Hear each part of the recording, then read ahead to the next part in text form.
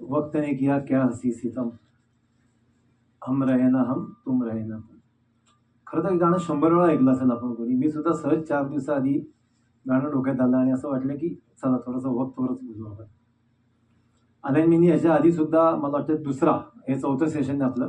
Second session आपलं तसंच होतं, today is the day restart. आजचा दिवस हा आपल्या उर्वरित आयुष्याचा पहिला दिवस आहे. नो वंडर काहीच नाही, आपण मागं काय केलं काही नाही, काही देणं घेणं नसतं. आपलं भविष्य आणि आपलं वर्तमान किंवा आपला भूतकाळ याचा एकमेकांशी काहीही संबंध नाहीये. जर असता तर एक चहावाला पंतप्रधान झाला नसता. जर असता तर पेट्रोल पंपावर काम करणारा एक माणूस 40,000 कोटीचं साम्राज्य उभं केलं नसतं. जर भूतकाळ आणि भविष्यकाळाचा संबंध असता तर अनेक ज्या हिस्ट्रीज जगात घडल्यात, इतिहास घडलेत, ते घडले गेले नसते. दक्षिण आफ्रिकेमध्ये 20 वर्ष इंग्रजांची नोकरी करणारा एक माणूस रेल्वेतनं हकलला जातो. त्याच्यातला स्वाभिमान जागा होतो. भूतकाळ विसरतो आणि तो देशात नाही जगात इतिहास घडतो. एवढा मोठा इतिहास की जग त्यानंतर पूर्ण बदलून गेलं. महात्मा गांधी म्हणतो आपण त्यांना. तर आपला भूतकाळ आणि आपला भविष्यकाळ याचा काहीही संबंध नाहीये. पास्ट टेन्स ते गेलेलं आहे, फ्युचर येत आहे. तसंच वक्त आहे. एकाच शाळेत, एकाच वर्गात, एकाच शाळेत एकाच शिक्षकांनी शिकवलेली 2 मुलं, एक कुठेतरी खूप मोठा उद्योजक बनतो आणि एक त्याच्याच कंपनीमध्ये पिऊन बनतो. दोघं एकमेकांना आयुष्यभर ओळखही देत नाही की तू माझ्याच वर्गात होता. एकाच कंपनीमध्ये एकाच ठिकाणी लागलेली कामाला एकाच वेळेस लागलेली लोक, एक हळूहळू MD पर्यंत जातो, एक आहे तिथंच राहतो. दोघं एकमेकांना नीट नंतर ओळखही देत नाहीत. आपण बघितलंय ते सगळं. मी आता जी पुढचे 15-20 मिनिटं बोलणार आहे ना, कदाचित काही गोष्टी त्याला अनरिलिव्हंट सुद्धा वाटतील, पण त्या वेळ आणि टाइम यालाच गृहीत धरून आहेत, तेवढा विश्वास ठेवा. विषयाच्या बाहेर आपण जात नाही. तुम्ही जर सगळं ऑब्झर्व्ह केलं ना, म्हणजे जसं आम्ही नेहमीच असं सांगतो की आपण जे काही 20 मिनिटं 25 मिनिटं बोलतोय ते आतमध्ये घ्या. माणूस तेच देऊ शकतो जे त्याच्याकडे आहे. मी जर आता तुमच्या की कोणाकडे 20 रुपयाची नोट मागितली, 100 रुपयाची नोट मागितली, आपण कोणीही देऊ शकू. पण जर मी 35 रुपयाची नोट मागितली, कोणीच देऊ शकणार नाही, कारण 35 रुपयाची नोट उपलब्ध नाहीये. संत्र पिळलं तर संत्रच निघणार, मोसंबी पिळली तर मोसंबीच येणार. जे तुमच्या आतमध्ये आहेत तेच बाहेर येणार. त्यामुळे आपण ते सगळं आधी ऍब्झॉर्व करायला पाहिजे. भगवान कृष्णाने जेव्हा गीता सांगितली तेव्हा ती अर्जुनाने जशी ऐकली तशी त्या अर्जुनाच्या घोड्याने सुद्धा ऐकली होती, सारथीनं सुद्धा ऐकली होती. अर्जुन ट्रान्सफॉर्म झाला. घोडा आणि सारथीचं काय झालं आपल्यालाच माहित पण नाहीये. आता जो एक रिसेंट सगळं अनालिसिस चाललेलं आहे वेळेच्या बाबतीत, तर असं एक खरं आंतरराष्ट्रीय तो खूप शोकांतिका आहे त्याची, की विलंब करण्याच्या एकूण वेळेच्या बाबतीत कारणामध्ये 400% ग्रोथ झाली आहे. 400%. लोकांचा वेळ हा विषय संपलेला आहे. आपल्या सगळ्यांच्या आयुष्यात 2025 आणखी काही काळ येणार आहे. अजून 8 महिने आहेत 2025 आपल्या सगळ्यांच्या काळात. 20 एप्रिल कदाचित आपल्या आयुष्यात काहींच्या 20 वर्ष असेल, काहींच्या 30 वर्ष असेल, 40 वर्ष असेल कोणाच्या आयुष्यात 20 एप्रिल. पण 20 एप्रिल 2025 संध्याकाळचे 5:20 आपल्या आयुष्यात कधीच येणार नाहीये.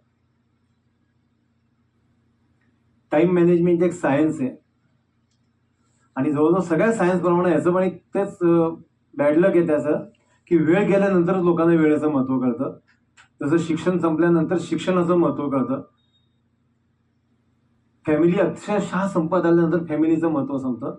78व्या वर्षी जेव्हा डॉक्टर म्हणतो उद्यापासून चालला नाही तर आडवा होशील, तेव्हा चालण्याचं महत्व कळतं. म्हणून आपण आता अशा ठिकाणी आहोत की आपण कधीही काही रिस्टार्ट करू शकतो. सगळ्यात महत्वाचं आपल्याला जर कोणी मध्ये येत असेल ना आता टाइमच्या आणि आपल्या, तर सोशल मीडिया येतोय. सकाळी उठून आपण एक काहीतरी ठरवलेलं असतं की आपण कोणातरी फोन करायचा. मी उद्योजक माझ्या समोर असं गृहीत धरून बोलतोय. आपण सहज फोन चालू करतो, एक काहीतरी नको तो मेसेज माझ्या समोर दिसतो, ती लिंक माझ्या समोर दिसते, आपण त्याच्याकडनं वाहत असं वाहत जातो आपण की आपण जे महत्वाचं काम आहे ते राहून जातं. 1 तासानंतर आपल्याला आठवतं आपण त्या कामासाठी मोबाईल घेतला होता. असा प्रसंग कोणाच्या आयुष्यात आलेला नाहीये असं कोणी आहे का आपल्याकडं?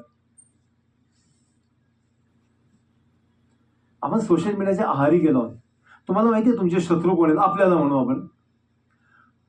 20 वर्षाच्या मुलाला काय आवडेल, 8 वर्षाच्या मुलाला काय आवडेल, 35 वर्षाच्या माणसाला काय आवडेल, 82 वर्षाच्या माणसाला काय आवडेल, याच्यावर हजारो कोटी रुपये खर्च केले जातात.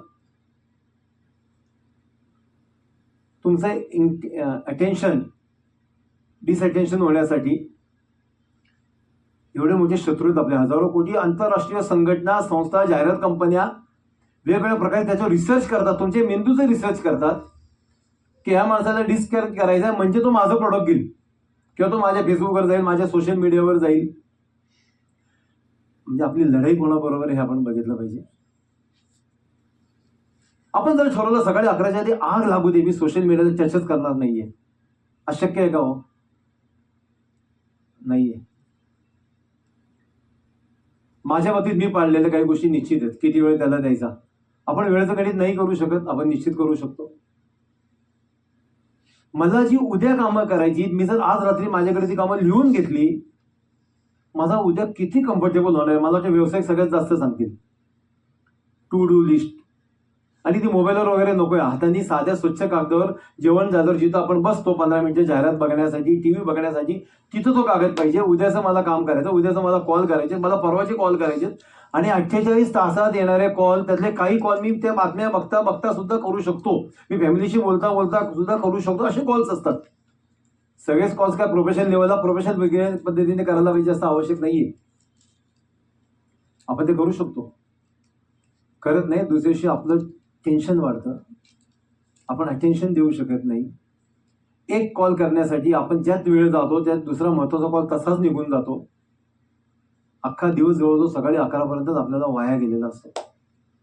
आपल्या प्रॉडक्ट लोकांपर्यंत पोहोचायचे, आपल्याला आपला कस्टमरच माहित नाहीये. म्हणजे साधं मी माझं उदाहरण देऊन चालू करतोय, नावं घेऊन देत असतो मी उदाहरण. बावधनला इंडस म्हणून एक कंपनी आहे, त्याचे CEO आहेत प्रशांत सबनीस म्हणून. माझं मित्रमंडळाला टाईल्स आणि प्लायवूडचं दुकान होतं, 150 फुटाचं दुकान होतं. मी दुकान बंद करायच्या तयारीत असताना ते गाडीने पुढे गेले, लाईट वगैरे चालू होत्या, त्यांना टाईल्स घ्यायच्या होत्या घरातल्या. ते गाडी वळून परत दुकान बंद केलं होतं, बाहेर पडलो होतो. भेट झाली, म्हणे बंद झालं का, मला टाईल्स बघायची. मी परत नाही राहू द्या म्हणे, परत नाही म्हणजे उघडून आपण चला बघू काय फरक पडतो 15 मिनिटच्या घरी. त्यांना माझी हॉस्पिटॅलिटी कदाचित आवडली. 2 दिवसांनी त्यांचा मला फोन आला की मी माझ्या आर्किटेक्टला घेऊन येतोय. सारंग जोशी आणि श्रीकांत अनपट हे त्यांचे आर्किटेक्ट, ज्यांना भेटायला मी मागच्या त्यावेळच्या 1 वर्षापासून प्रयत्न करत होतो. पण इंडस्ट्री कामं सुद्धा त्यांनाच मिळायची या सबनीस साहेबांकडं. त्यामुळं त्यांनी मला खरं त्यावेळी सांगितलं होतं की दवेजी आम्ही 2000 फुटाच्या खालच्या शोरूममध्ये येतच नाही, तुमचं 150 फूट आहे. आम्ही आमचं एक स्टँडर्ड मेंटेन केलेलं आहे. सबनीस साहेबांच्या आग्रहामुळे ते यावं लागलं त्यांना. त्या आल्यानंतर त्यांची इच्छा नसताना त्यांनी ऑर्डर दिली, सबनीस साहेब म्हणतात म्हणून. आजही श्रीकांत अनपट आणि सारंग जोशी माझ्या कनेक्शनमध्ये 15 वर्ष होऊन गेली. आजही ते मला बिझनेस देतात. You never know which customer is big, you would have never know which customer will big.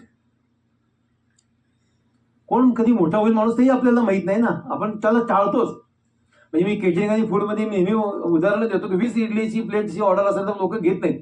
20 plate नाही हो, परवडतच नाही, पेट्रोल नाही परवडत, हे नाही परवडत, नुकसानी धंदा नाहीच करायचा कोणत्याही. 50 रुपये वाढवून घ्या ना, पेट्रोलचे सर्व्हिस चार्ज लागतील, वाढवता येतील. पण ती जी 20 लोक तुमची इडली खाणार आहे ना, त्यातल्या एखाद्या माणसाच्या घरी पुढच्या महिन्यात वास्तुशांती 800 लोकांची, एखाद्याच्या मुलीचं लग्न आहे 2000 लोकांचं, तुम्हाला कसं करणार आहे ते पोटेन्शियल. एक खेळा घ्यायला आलेला माणूस हार्डवेअरच्या दुकानात 6 महिन्यांचा लक्षात येतो, तो अख्ख्या घराचं इंटिरियर करताना हार्डवेअर घेऊन जातो. मला अनुभव आहे 4 लाखाचा.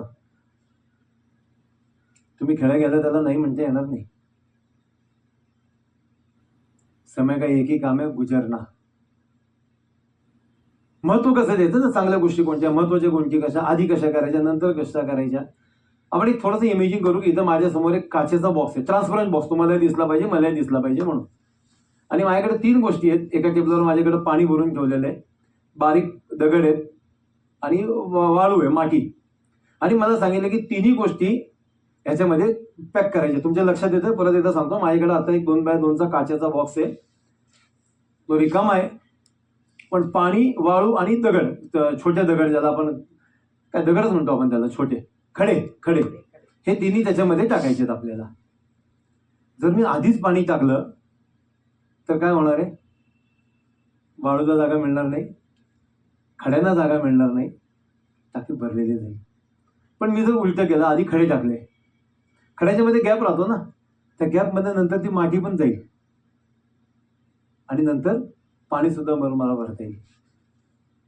महत्वाची गोष्ट जर आधी केली तर नॉन इम्पॉर्टंट गोष्टी आपोआप ते त्यांची काळजी घेतात, असं मला म्हणायचं. आपण पिक्चर बघायचा का, तर नक्की बघायचा. आपण मॅच बघायची का, बघायचीच का नाही बघायची, पण ती मॅच बघत असताना माझं काम बिघडायचं का, मी मॅच नंतर युट्यूबवर पण उपलब्ध आहे ना, नंतर बघू जाता येता. बातम्यांमध्ये तर 2 बॉल दिसतात, संपतो विषय तो. पण फर्स्ट थिंग फर्स्ट, ते जे आपण म्हणत नाही त्याच्यावरती काय होत नसतं. आपण आधी इम्पॉर्टंट गोष्टींना जर महत्व दिलं, नॉन इम्पॉर्टंट गोष्टी आपोआप आपल्या केअर करतात. आमचे छंद, आपले हौस, ह्या सगळ्या आपल्यासाठी, आपण त्यांच्यासाठी नाहीये. दुर्दैवाने असं झालं की आपल्या हौस, आपल्या मजा ह्याच आपल्याला फिरवत आहेत. आपण त्यांच्या एवढा आहारी गेलोय की आपल्याला खऱ्या गोष्टीचं महत्वही कळत नाहीये. माझे एक परवाच्या मेसेज मिळत होतं की आता पण कोणी 35चे, कोणी 40चे, कोणी 55चे. खरंच सांगावं छातीवर हात ठेवून, कळलं का तरी की 55 झालो आपण? असं जर आयुष्य डोळ्यापुढे आणलं तर 10 मिनिटात संपतं आणि पुढचं आयुष्य तर खरंच याच्यापेक्षा कमीच राहिलं आपल्या सगळ्यांचं. या पुढची वर्ष सुद्धा अशीच पटकन जाणार आहे, कारण वेळेचं नियोजन नाहीये. आणखी एक गोष्ट म्हटली जाते की आयडियाज. तुमच्या डोक्यात कोणती आयडिया आली, सगळ्यात पहिली गोष्ट असे की ती आयडिया तुमच्या डोक्यात यायची म्हणजे याचा अर्थ ती तुम्हीच इम्प्लिमेंट करू शकता, हे तुमच्या सबकॉन्शियस माइंडने ते ठरवलेलं आहे. तुम्ही इमेजिन करा, तुम्ही ज्या तुमच्या व्यवसायात आहात त्याच व्यवसायातलं पुढचं स्टेप तुमच्या डोक्यात येते का नाही, का भलत्याचीच येते. आपल्याला कोणाच्या तरी डोक्यात आलं का की हेलिकॉप्टरचा रेट बघावा, नाही आला. पेट्रोल कसं तयार होतं, नाही आला, कारण आपल्याला त्याचा काही संबंध नाहीये, काही संपर्क नाहीये, कधी येणार नाहीये कदाचित.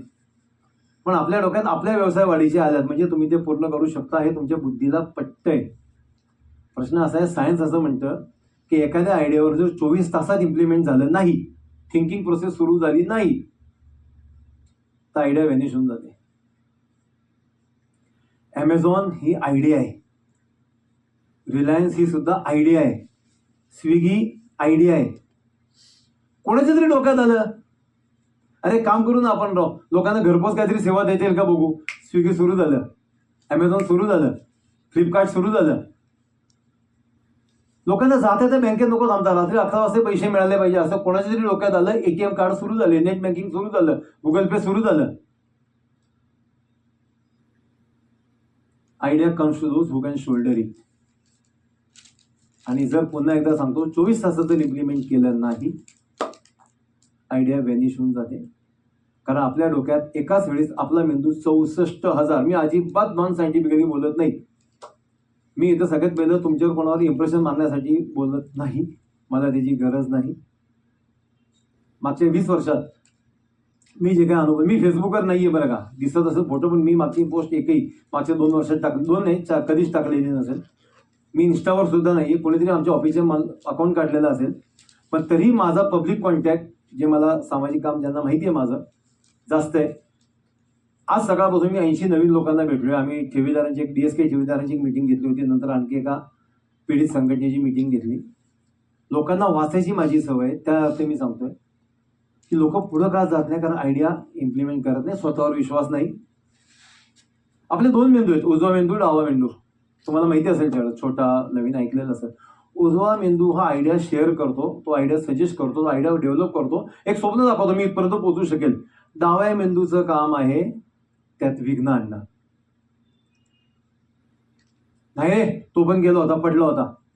म्हणजे आपण उदाहरणं कशी देतो माहिती आहे, समजा उद्या मला ठरवलं मी की मला एक फूड केंद्र काढायचंय, किंवा मला एक अगदी त्याला आपण, तुम्ही आता काय शब्द वापरला होतो, केटरिंग सर्व्हिस करायची. मी माझ्या डोळ्यापुढे डावा मेंदू पहिली ती उदाहरणं आणतो जे फेल केलेली लोक आहेत. वास्तविक माझ्या उजव्या मेंदूनी तेव्हा कार्यरत व्हायला पाहिजे आणि मला चितळे, काका, अलवे अशी लोक दिसले पाहिजेत. पण आपल्याला कंट्रोल करायचा आपला डावा मेंदू, पॉझिटिव्ह वेव्हजनी, सकारात्मक चर्चेनी. आपण त्याला फीड करायचं, त्यांनी ना आपल्याला फीड करायचं, तो आपला गुलाम आहे. आपण त्याला सांगायचं की तुम्हाला हे थिंक करून दे, हे कसं पुढे जायचं सांग, तो रस्ता दाखवेल. आपण जर त्याला रस्ता दाखवला नाही, आपण गाडीत बसलो, ड्रायव्हरला सांगितलं मला नाही माहित कुठे जायचं, ड्रायव्हर कुठे नेणार आपल्याला, तसं हे काम करतोय. तर I am not here to impress, I am here to express.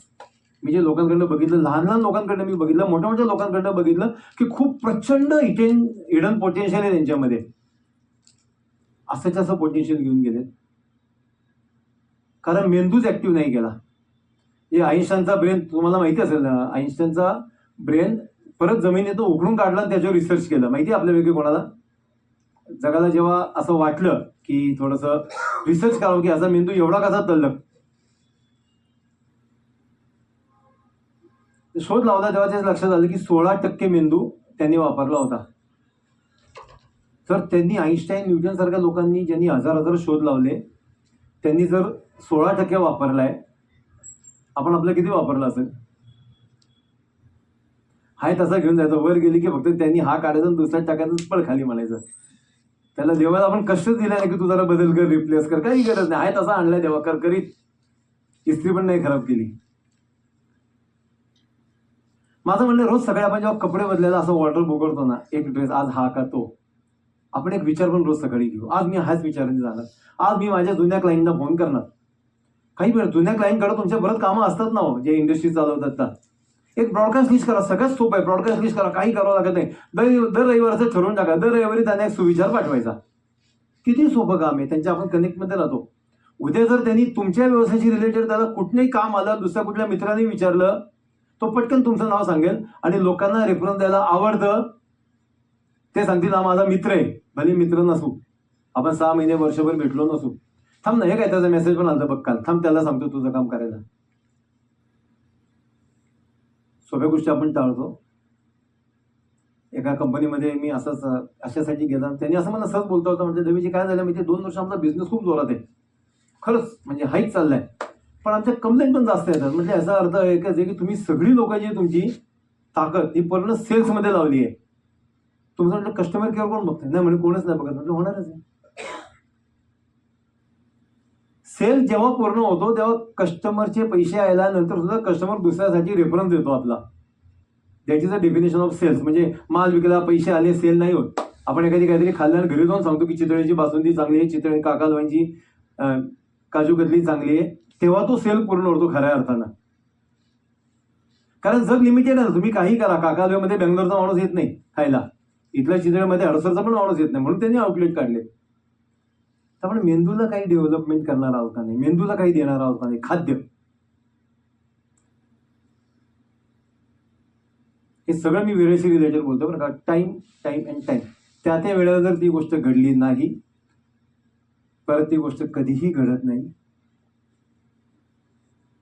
आपण आपलं मेंदू डेव्हलप करायचा, आपण आपल्या मेंदूवर कंट्रोल ठेवायचा आहे. बिझनेस करताना नेहमी पुढची उदाहरणं जास्त द्यायची, भविष्यातली आपल्या जी पुढे गेलेली त्यांची. आपण काय करतो, मागे राहिलो त्यांची उदाहरणं बघतो आणि घाबरतो. आणि उद्योजकाच्या आयुष्यामध्ये सर्वात जवळचा शत्रू जर कोण त्याचा असेल ना, तर त्याची फॅमिली. बस झालं ना, काय करायचे, किती पाहिजे. अंबानींना हे कोणीतरी सांगितलं असेल, टाटा बिर्लांनी कोणीतरी सांगितलं असेल, किती पाहिजे, काय करायचं एवढं, कोणासाठी करतो आपण एवढं. पण त्यांनी ऐकलं नाही. जे फॅमिलीचं ऐकत नाही ते जास्त चांगले बिझनेसमॅन होऊ शकतात. हा, नाही तर नको रे एवढं. आई वडिलांचं तर म्हणजे ते प्रेमाचा भाग असतो, पण नको रे. कधी फार सकाळी 8 वाजता गेलता. आपण आपल्याशी कमिटमेंटच करत नाही आणि पाळण्याचं तर खूप लांब राहिलं. आपण करतो का कधी कमिटमेंट? सकाळी 7ला उद्या उठायचं, आपण उठतो का? हे वाक्य नेहमी माझ्याकडनं येतं बरं का. आपण सकाळी 7 वाजताचा अलार्म लावतो, आपल्याला माहिती का आपण 7 वाजताचा अलार्म लावलाय, आपल्याला 7 वाजता उठायचंय, पण तो 7 वाजता वाजला की आपण त्याला स्नूजला टाकतो. भिकाऱ्यासारखं झोपतो, झोपू दे रे 10 मिनिटं, झोपू दे रे 10 मिनिटं. सायन्स असं म्हणतं की, आज थोडंसं मी जास्त असं घेऊन चाललोय सायंटिफिकली, की जे आपण सनराईजच्या आधी उठतो त्याला दिवसभर कंटाळा येत नाही. माझं सहज तुम्हाला आव्हान आहे, उद्या करून बघा. उद्याचा सूर्योदय किती वाजता मला माहिती आहे, त्याच्या 15 मिनिटं आधी उठून तो बघा. संध्याकाळपर्यंत कंटाळा नाही येणार, रात्रीपर्यंत. मी अनुभवतोय. याचा अर्थ खरंच 5 वाजता उठायचं का? काही गरज नाही, गरज काम नसेल तर. पण एक उठण्याची वेळ 6:30-7 बस झाली. रात्री झोपण्याची वेळ 8 लागू दे, 10:30-11 वाजता झोपलं गेलं पाहिजे. आता जे 50च्या पुढे त्यांना माहिती आहे रात्री आधी म्हणजे आपले आई वडील 9:30-10 वाजले की झोपा म्हणायचे, जास्त चांगलं झोपत होतो. 10 वाजता काम संपलं की हा डबा हातात घेतला ना, तो डबा तुम्हाला असा वावत नाही, तो तुमच्या मेंदूवर पूर्ण कंट्रोलच करतो. तो तुम्हाला काम धंदेच नाही करू शकत. कॉलेजमध्ये 87% बरं का, मगाशी जी म्हटली की 400% ग्रोथ वाढली आहे विलंब करण्यामध्ये, कॉलेजच्या मुलांमध्ये 87%. 87 काय आहे, कारण कॉलेजचं एक लिमिट असतं, डेडलाईन आहे ना, मार्चमध्ये सबमिशन द्यायचंच आहे. पण 11th आवरला पळायचं, मारामारी करायची, आपल्याला बस पकडायची, आपल्याला विमान पकडायचं, आपल्याला ते इथं यायचंय. जे आता उशिरा आले खरंच धावत पडत आले का नाही हो? अरे बुडते 10 मिनिटं झालं का नाही? तुम्हाला कुठं माहिती आम्ही 10 मिनिटं आधी किती गंमत केली, गाणी म्हटली? खरंच नाही माहिती. मग 10 मिनिटं आधी, आणि निदान जेव्हा आपला आजचा विषय आहे टाइम मॅनेजमेंटवर, त्यालाच आपण मॅनेज करत आपलं सबकॉन्शियस माइंड काय विचार करतोय? माझ्या मालकाला माझ्याशी केलेली कमिटमेंट आवडत नाही, पाळलेली, त्याला तो कमिटमेंट पूर्ण करू देत नाही. आपण कधीतरी असं ऐकलंय का, एखाद्या श्रीमंत माणसाकडनं असं ऐकलंय का, पैसे काय कोंबडी पण खात नाही? नाही, ही लोक फक्त गरीबच असतात असं बोलणारी. तुम्ही अनुभव करा आजूबाजूला. पैसे काय बरोबर न्यायचेत का? कोणत्याही उद्योजक असं म्हणणार नाही. त्यांना काही मिळालं नाही, कोल्ह्याला द्राक्ष आंबट, तसं ते म्हणतात. कारण सबकॉन्शियस माइंड तसंच आहे. आमच्या मालकाला पैसे कमवलेला आवडत नाही, तो तुम्हाला पैसे कमवण्याच्या संधी आला की लांब घेऊन जातो. आपण बिझनेसमध्ये मार्केटवर विचार करणार आहे का? माझ्या मार्केटचं पोटेन्शियल कुठे आहे, कुठं आहे म्हणते मी, किती आहे नंतर जबाब झाला, कधी आहे, कोणता सीझन आहे माझ्यासाठी जास्त चांगला, त्या सीझनला मी काय करू शकतो. मग माझ्यासाठी ऑफ सीझन हा लोकांसाठी सगळ्यात चांगला. म्हणजे आम्ही जेव्हा टाईल्सचं फक्त पुरतं करत होतो, रविवार आम्हाला सगळ्यात जास्त आवडायचा, कारण चिठ्ठी करणं, विदाऊट बिलातली कामं करणं, कागद फाडणं, हिशोब करणं सगळं खूप वेळेवर होत होतं. ऑफ सीझनमध्ये आपण स्ट्रॉंग होऊ शकतो. जशी रात्र काही काम नसतं, आपण सकाळी उठून ताजे असतो. ते वेळेच आपण नियोजन करणार आहे का? असा वेळ वाहत नेतो उद्योजकांना सुद्धा. माझं खरं त्यांच्याशी जास्त म्हणणे, बाहेरच्या जगात तशी परिस्थिती नाहीये बरं का. क्लास घेतले जातात उद्योजक, प्रत्येक उद्योजकाकडे एक एक कन्सल्टंट असतो. तो साधारण ती संस्था तिथपर्यंत नेतो. म्हणजे माझी आज संस्था शून्य आहे, मला एक कन्सल्टंट लागतो. ती कन्सल्टंट माझी संस्था 50 लाखापर्यंत 5 करोडपर्यंत घेऊन जातो. 5 ते 10 करोड करायला मला त्या माणसाची गरज नाही लागत, तो नाही घेऊन जाऊ शकत. मला वेगळा कन्सल्टंट लागतो, मला वेगळा मित्र लागतो, मला वेगळा सहकारी लागतो, जो त्याच्या पुढे घेऊन जाईल. आपण जेव्हा चंद्रावर जाणार बघितलं ना, एक एक पाठ निघत जातो. जो इथपर्यंत आणला, आता तू पुढे पड, आता तू पुढे पड, तो शेवटचा मशीन तिथपर्यंत घेऊन जातं. आपण एकाच माणसाच्या आहारी जातो. सकाळपासून सगळी कामं आपणच करायची. सेल मीच करणार, परचेस मीच करणार, ऍडमिन मीच बघणार, माझे वेंडरचं मीच बघणार, कारण माझा कोणावर विश्वास नाही. किंवा तो डील करू शकेल कोणीतरी, माझा स्टाफ असेल, माझा घरचा माणूस असेल, माझ्यावर विश्वास नाही. इडली पण मीच करणार, चटणी पण मीच करणार. मी परवा आमच्या ऑफिसमध्ये उदाहरण दिलं की दिवाळीच्या मध्ये प्रत्येक राजस्थानी म्हणजे मिठाईवाला खूप चांगले पैसे कमवतो. पण तुम्ही राजस्थानी व्यापारी बघा, बायको, मुलं, गावावरून 4 मुलं आलेली असतात, सगळे धिंगाणा घालतात हा करत. आणि त्याच्यापेक्षा 500 पटीने जास्त धंदा करणारी चितळे दुकानं सुद्धा येत नाही. माझे खूप चांगले संपर्क आहेत. चितळे असं म्हणतात की आम्ही जगभर सगळे पसरलेलो आहोत, फक्त दिवाळीचे 8 दिवसच आम्ही सगळे एकत्र असतो. आम्ही लोणावळा एका रिसॉर्टमध्ये असतो. काय बिझनेस करतात, मस्त थिंकिंग करतात, चर्चा करतात. 20 वर्षानंतर त्यांचं चॉकलेट येणार आहे. आतापासून त्यांचा मुलगा स्वित्झर्लंडमध्ये चॉकलेटच्या कंपनीत कामाला, मला चॉकलेट 20 वर्षानंतर आणायचंय, त्यासाठी एवढे पैसे लागतील, ह्या मशिनरीज लागतील, मला एवढं मार्केट ट्रेंड लागेल. सचिन तेंडुलकरला त्यांनी 3 वर्ष आधी कॉन्ट्रॅक्ट केलंय. जी एबीपी माझाला त्यांची मुलाखत होती केदारची, 3 वर्ष त्याला काही न करता पैसे दिले. कारण तेंडुलकरला गेलो आणि त्यांनी जाहिरात केली की आपल्याला ऑर्डर येणार, आपल्याला फ्रँचायझी वाढणार, दुकानदार वाढणार. मग त्यांना द्यायला माल आहे का आपल्याकडे? नाही. मग आधी माल तयार करू. बरं, त्या सुद्धा उद्या सचिनच दुसरीकडे गेला तर नाही, मग सचिनला घेऊन ठेवायचं. 3 वर्ष घरी बसून काही घेऊ नको, पैसे घे, 4थ्या वर्षी आम्ही तुला यूज करू. मी पद्धतशीर शब्द वापरता, यूज करू. वापरलं तर आपल्याकडे अशी पद्धती की वापरलं आहे, हा वापरतो माणसा नाही. लोकांना यूज केलं पाहिजे. आपण शाळेत यूज केलं ना एकमेकांना, शिक्षकांनी आपल्याला, त्यांना फी मिळाली, आपण शिक्षकांचं ज्ञान यूज केलं, आपण मोठे झालो.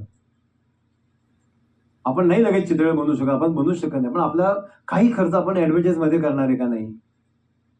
त्या वेळेला तुम्ही 10 वर्षांनंतर ऍडव्हर्टाईज आणि ब्रँडिंग करून उपयोग नाही. तुम्ही आता वाढताय, डेव्हलप होत आहे ना. माझ्या सेलच्या 2% मी बाजूला काढतो ना ब्रँडिंगसाठी. मग त्याचा अहवाल छापीन, पेपरला जाहिरात देईन, कुठेतरी काहीतरी गेट टुगेदर ठेवीन. वेळेचं गणित जमलं पाहिजे. फॅमिली पाहिजे का सगळ्यात जास्त लवकर? कोणासाठी करतो आपण सगळं? पण ते करत असताना सुद्धा फर्स्ट प्रायोरिटी आणि सेकंडरी प्रायोरिटी सुद्धा आपल्याला माहिती पाहिजे. पहिली प्राथमिकता घेत असताना किंवा दुसरी प्राथमिकता स्वीकारत असताना फर्स्ट प्रायोरिटीकडे आपलं दुर्लक्ष तर होत नाही ना. राष्ट्रपिता, या देशाचा राष्ट्रपिता एक चांगला पिता नाही होऊ शकला. तिन्ही मुलं वाया गेली. ती पण फर्स्ट प्रायोरिटीच होती. दुर्दैवाने बघतोय ना आपण, हरिदास वगैरे सगळे गांधी माहिती आहेत तुम्हाला. सचिन तेंडुलकर क्रिकेट, ही माझी उदाहरणं, मदर टेरेसा, महात्मा गांधी, तेंडुलकर ही माझ्यासाठी एक आयडियल आहेत. मी त्यांना माझ्या पद्धतीने जेव्हा अभ्यास करतो त्याची ती उदाहरणं सापडतात. त्याला आपण क्रिकेटच्या टीममध्ये बॅट्समन म्हणून घेतलेला आहे. समजा सलग 5 मॅचेस तो 0 रन केले त्यांनी, पण फिल्डिंग चांगली केली, ओव्हर चांगल्या टाकल्या, त्यांना मॅच टीममध्ये घेणार नाही. तू आम्हाला बॅट्समन म्हणूनच हवाय. तू तुझी फर्स्ट प्रायोरिटी आहे भारतीय टीमसाठी. आपण आपली फर्स्ट प्रायोरिटी ओळखली पाहिजे. बिझनेस कुठपर्यंत आहे, किती न्यायचं आहे, कुठे न्यायचं आहे, मला किती लोक लागणार आहेत, लोक कशी आणायची, मला लोक परवडत का नाही, मी पार्ट टाइम घेऊ शकतो का? 100% घेऊ शकतो. मी उदाहरण देतो. माझा एक खूप चांगला जवळचा मित्र आहे, माझे आता सहकारी, त्यांना काही लोकांना माहिती आहे, खरोखरच 4 बिझनेस करतो. खरंच 4 बिझनेस करतो, चांगलं चाललंय. पण दुपारी 1 वाजता मोकळा असतो. बरं का, पूर्ण मोकळा असतो 1 वाजता, काही करत नाही. सगळ्या बिझनेसचा स्टाफ सकाळी 8:30 1 वाजेपर्यंत काम सांगायची, 1 वाजता ती का ऑर्डर फुलफिल करायची असेल ती करायची, मेल करायची, मेलला उत्तर द्यायची, सर्व्हिस द्यायची कोणाला, मी चाललो, तू हे कर, तू हे कर, 4 वाजता मला मेसेज टाक. 2-3 वाजल्यानंतर त्याची दुपारी फोनही वाजत नाही ऑफिसच्या कामात. असं वाटतं ऑफिस आहे का नाही. मग कशाली सकाळी 8 ते संध्याकाळी 7, हा आज खूप काम केलं. कमी वेळेमध्ये सुद्धा कामाचं चांगलं नियोजन करता येणं शक्य आहे. आपण नोकरीत असताना आपल्याला माहिती आहे, नोकर जाण्यासाठी खरं सगळ्यात चांगली संधी, फिक्स पॅकेज असतं. रिटायर झाल्यावर किती पैसे येणार आहेत माहिती आहे. असं माझं शरीर मला किती साथ देते माहिती आहे. मग पुढची 10 वर्ष मला काय करता येईल का? मग मी रिटायर व्हायच्या आधीच कशामध्ये काही पोटेन्शियल बघू का, जे मी करू शकतो. असं मी हळूहळू त्याचं नोकरीच्या शेवटच्या 2 वर्षात थोडं त्याचं मार्केटिंग चालू करू शकतो का? म्हणजे मी रिटायर झाल्यानंतर मला सुरुवातीपासून सुरुवात नको करायला. मी कुठेतरी एक सर्टन लेवलपर्यंत पोहोचलेलो असेल. नसेल करायचा आग्रह नाही. 58 वर्षी रिटायर होतं तर 100% रिटायर व्हा, काही बिघडत नाही. तुमचा मरताना एक फ्लॅट कमी असेल, 2 BHK 3 BHK, काही बिघडत नाही. पण जर करायचं असेल तर मग ते 100% डिव्होटेडली करतो का? आपलं शरीर, आपला मेंदू, आपलं मन हे 100% देतंय का आपल्याला? आपण त्याच्याकडे 100% घेतोय का? आपण त्याला स्क्वीज केलंय का? त्याची ताकद आहे, मेंदूची ताकद माझ्या 100 किलो विचार करण्याची, माझ्या शरीराची ताकद आहे 40 किलो मला ओढण्याची. मी ओढला जातोय का? मी स्क्यूज होतोय का? मी तेवढे कष्ट घेतोय का? मी त्यांच्याकडनं इनपुट घेतोय का? मार्केट आहे का? प्रचंड मार्केट आहे. भारतात अन्न वस्त्र निवाऱ्याला मरण कधीच नाही. जर अन्न वस्त्र निवाऱ्याला मरण नाही तर अन्न वस्त्र निवाऱ्याशी रिलेटेड सुद्धा गोष्टींना मरण नाही. आजही पुण्यात 4 कोटीचे सुद्धा फ्लॅट विकले जातात आणि 40 लाखाचा सुद्धा विकला जातो. कारण लोकांना पोटेन्शियल दिसते. 1,000 कोटीचे पिक्चर काढले जातात, माहित नाही चालणार का. किती मोठी रिस्क असते. 2-2 वर्ष पिक्चर चालतात. कमीत कमी एक चित्रपट काढण्यामागं 8,000 लोक तो 2 वर्ष पिक्चर काढण्यासाठी झटत असतात. आपण बाहेरून म्हणतो नाही पिक्चर चुकला की मुंबईला पिक्चर पडतो, पण काढले जातात ना. लोकांना स्वतःवर विश्वास आहे, पोटेन्शियल दिसते, प्रत्येक गोष्टीत पोटेन्शियल आहे. आपण तिथल्या तिथे खेळत बसलो तर ते बसणार नाही. परत तिथेच येते, कारण सगळं वेळेचं गणित आहे. माझं शरीर मला किती वेळ देते आता, माझा मेंदू मला किती वेळ देणार आहे, माझ्या परिवारात मला कोण उपयोगी येऊ शकतं, मी सेकंड जनरेशन तयार करतोय का? नाही सांगता येत. माणूस कधीही थांबू शकतो, कोणीही सांगू येणार नाही छाती ठोकपणे की उद्या मी जिवंतच असणार आहे. बरोबर आहे का चूक आहे? आपल्यापैकी किती लोक गेलीत का नाही हो? मग उद्या माझी पुढची जनरेशन जे माझ्यावर डिपेंड आहेत निदान, हे कोणी घेऊ शकेल का पुढं?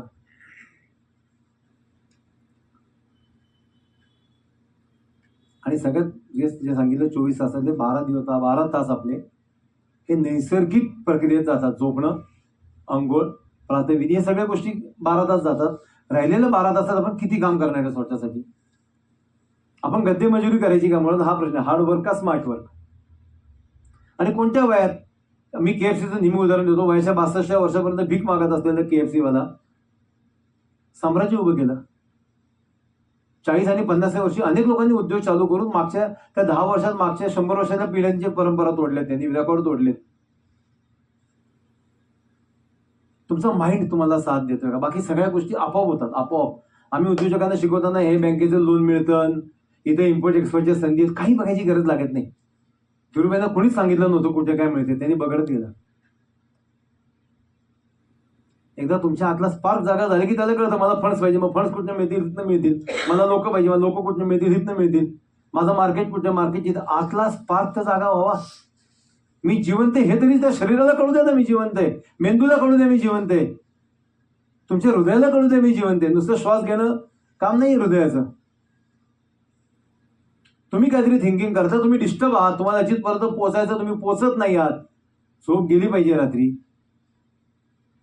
पण ते 100% देऊन गेली पाहिजे. नुसतं तुम्ही पोहोचत नाही म्हणून मोबाईल घेतला हातात, बोंबललं, नाही होत काही. आणि आमच्या लहानपणी निदान बरं होतं की माझी कॉम्पिटिशन माझ्या शेजारच्या मुलाबरोबर असायची. त्याला 92 मला 90, म्हणजे 90 नाही भेटले कधी, पण त्याला 92 मला 40, तर मला माहिती आहे मला इथंच ऍडमिशन घ्यायची, त्यांनी तिथं घ्यायचं. आता आपल्या प्रॉडक्टला इंटरनॅशनल कॉम्पिटिशन आहे हो. तुम्ही जिथे टेंडर भरताय तिथं अमेरिकेची पण कंपनी टेंडर भरते, जर्मनीची कंपनी टेंडर भरते. अगदी किरकोळ आयटमसाठी 5 आणि 10 लाखाची इंडियन करन्सीमध्ये सुद्धा बाहेरच्या कंपन्या आल्या का नाही आलेल्या?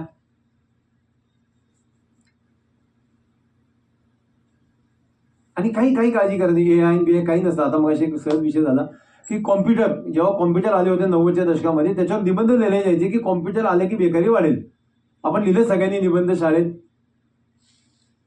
आज कॉम्प्युटरमुळे सगळे जॉब आहेत, त्यामुळे AI मुळे सगळं काहीतरी चांगलंच होणार आहे, वाईट काहीच घडत नाही. जग आणखी जवळ येते, एकमेकांची रिक्वायरमेंट कळतात.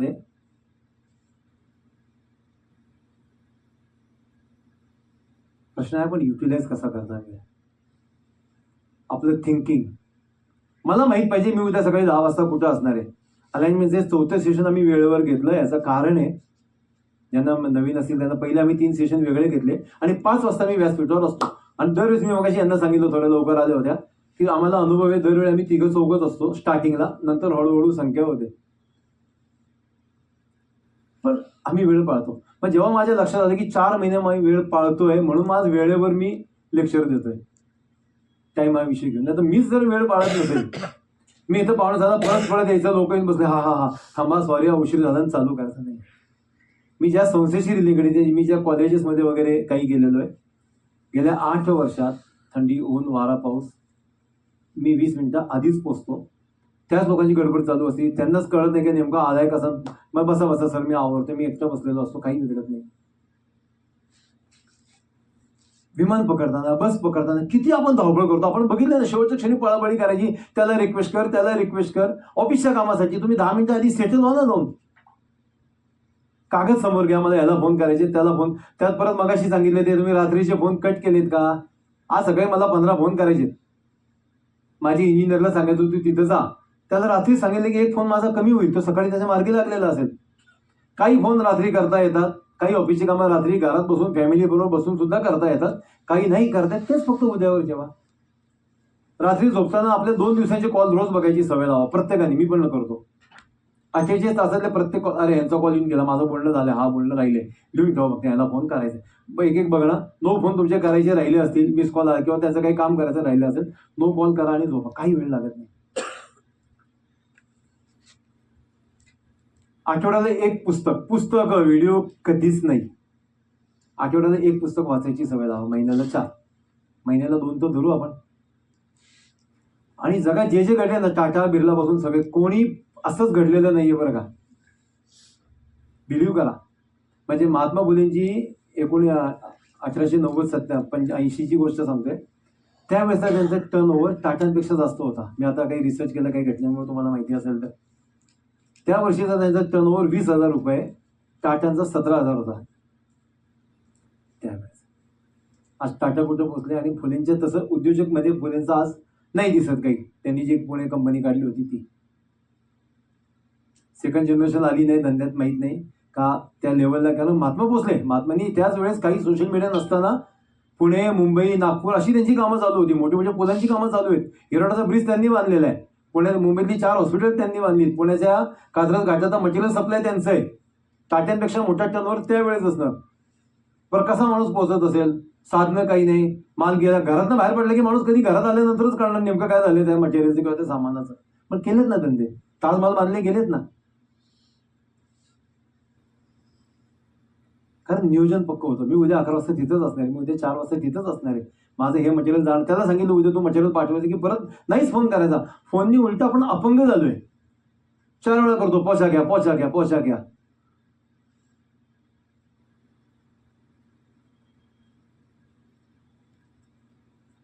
त्यामुळे वेळेचं नियोजन, समय काही एक ही काम आहे गुजरना.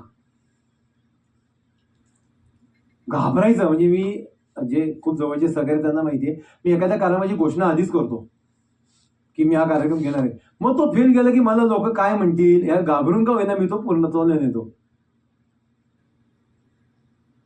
इमेजिन ऑफ फेल्युअर लागणार ना आपल्याला. नाही तर काय, नाही मी बोललो होतं नाही झालं तर नाही. मी 4 लोकच बोलले, मला आता विचारत होते काय झालं तुमचं. मी मर्सिडीज घेणार आहे 2028ला. तर मला मी सांगत नाही, जस्ट सांगतोय. तर मला 28ला विचारते ना मर्सिडीजचं काय झालं सर, मला घ्यावी लागेल म्हणून मला कमवावं लागेल. सांगा लोकांना आपल्या कल्पना, आपल्या आयडिया लोकांना द्या.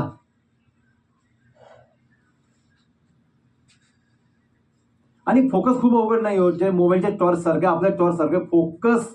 मला एकच गोष्ट दिसली पाहिजे, जे आपल्याला अडवते ते आपलं काढलं पाहिजे. थोडंसं मी कदाचित क्वचित वेगळ्या भाषेत बोलतो मी, कारण मला एक बघितलंय की सौम्य भाषेत काही गोष्टी नाहीच जात. माणूस चंद्रापर्यंत गेला, पण माणसाने जेवण आलं किंवा एखादं मशीन आलं ते इंजिनियर असा असा हात घेतला पुरवलं असं होत नाही. मुंगी किंवा कोविडच्या त्या न दिसणाऱ्या बॅक्टेरियापासून डायनोसॉरपर्यंत, हत्तीपर्यंत अनेक मोठे मोठे जीव आले. पण ह्या जगात मी आलोय, मी राहिलोय आणि नंतर मी गेलोय हे सांगण्यात एवढं काम फक्त मनुष्य जातीलाच करता येतं. लक्ष्मी नावाची किडा होता, वाघ नावाचा हत्ती होता, ह्या नावाचा डायनोसॉर होता, त्याच्या आज कधीही कथा होत नाही. आपले फुटप्रिंट्स फक्त आपणच लावू शकतो. एवढी ताकद परमेश्वराने आपल्याला दिली आहे.